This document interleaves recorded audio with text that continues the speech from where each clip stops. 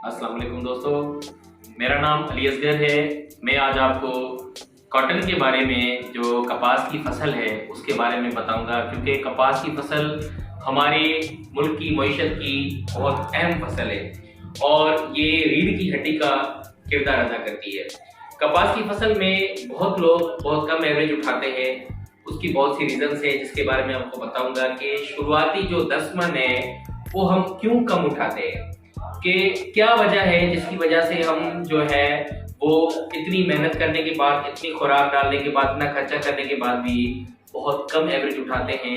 इसके बारे में मैं आपको बताऊंगा कि कैसे हम जो है वो स्टार्टिंग के जो 15 दिन, 20 दिन के अंदर, 30 दिन के अंदर जो हमारे 8 से 10 मन है वो हम कैसे बचा सकते हैं, कि ऐसी क्या हम मैनेजमेंट करें जिससे 15 से 20 दिन जो की क्रॉप है वो हमारी आगे की जो 6 महीने की फसल है हमारी, उसको सिक्योर करेगी। कॉटन में सबसे पहले ये है कि हमने जो बीज लगाना है उसकी चुंगी हमने लगानी है 9 इंच पे। 9 इंच पे 2-2 दाने, 3-3 दाने। वो सीड की जर्मिनेशन पे डिपेंड करता है कि 70% है, 80% है या 100% जो उसकी जर्मिनेशन है। तो उसमें हमने 9-9 इंच पे जो है हमने 2-2, 3-3 दाने लगाने हैं और 20 से 22 दिन के अंदर जैसे ही हाथ जितनी क्रॉप हो जाती है, तो हाथ जितनी क्रॉप में हमने उसको ये करना है कि हमने उसको छिद्राई करनी है। हमने इसकी जो 2-2 प्लांट्स है वहां पे एक-एक प्लांट हमने छोड़ना है।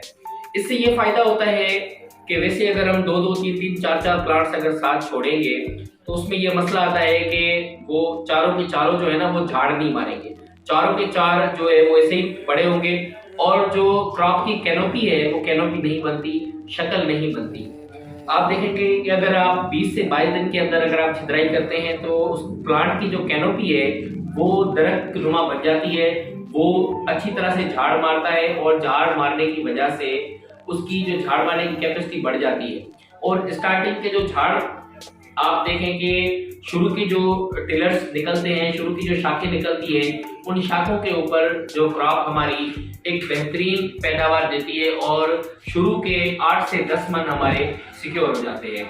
हमारे पास 90% ये मसला आता है कि हमारे जो फार्मर्स हैं, हमारे जो जमींदार हैं, वो हमारी पहली जो पोटेंशियल एवरेज है वो इसकी वजह से नुकसान खा जाते हैं और छिद्राई ना करने की वजह से वो पहली जो हमारी जो चुनाई होनी है, जो हमारे पहले 15 से 10 से 15 मन, 20 मन एवरेज आनी है, वो लॉस कर जाते हैं। इसलिए हम इन फार्मर से गुजारिश करेंगे कि आप टाइम पे छिद्राई करें। 1 फुट पे, 1.5 फुट पे आप कॉटन की क्रॉप को एक-एक पौधा रखें। उससे आपका ये फायदा होगा कि आपकी क्रॉप हाथ जितनी होगी, अगर कोनी जितनी क्रॉप होगी, अगर अब 1.5 फुट की क्रॉप होगी, 1.5 फुट की क्रॉप ही जड़ से माल उठाना स्टार्ट करेगी। और पहले जो वैसे चोटी में आके माल उठाती है, तो पहले जो 8 से 10 मन है जो जड़ से उसने माल उठाना था वो उठा के आपकी क्रॉप एक अच्छी पोटेंशियल एवरेज दे सकती है। तो आपने उसकी खुराक कंप्लीट करनी है।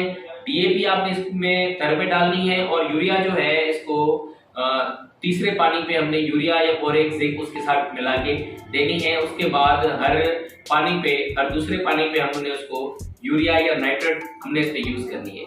इस पैदावारी टेक्नोलॉजी पे चलेंगे इंशाल्लाह, अल्लाह के हुक्म से हम 8 से 10 मन, 15 मन तक अपनी पैदावार में इजाफा कर सकते हैं। और ये जो हम जो नुकसान खा रहे हैं 10 से 15 मन की एक अच्छी जो है ना पोटेंशियल एवरेज है।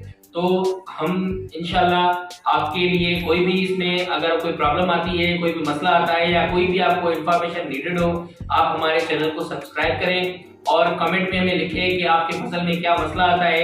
इंशाल्लाह हम आपकी हेल्प के लिए बहुत अच्छी वीडियोस बनाएंगे और आप तक पहुंचाएंगे। बहुत बहुत शुक्रिया। आपका अपना अली असगर। अस्सलाम वालेकुम।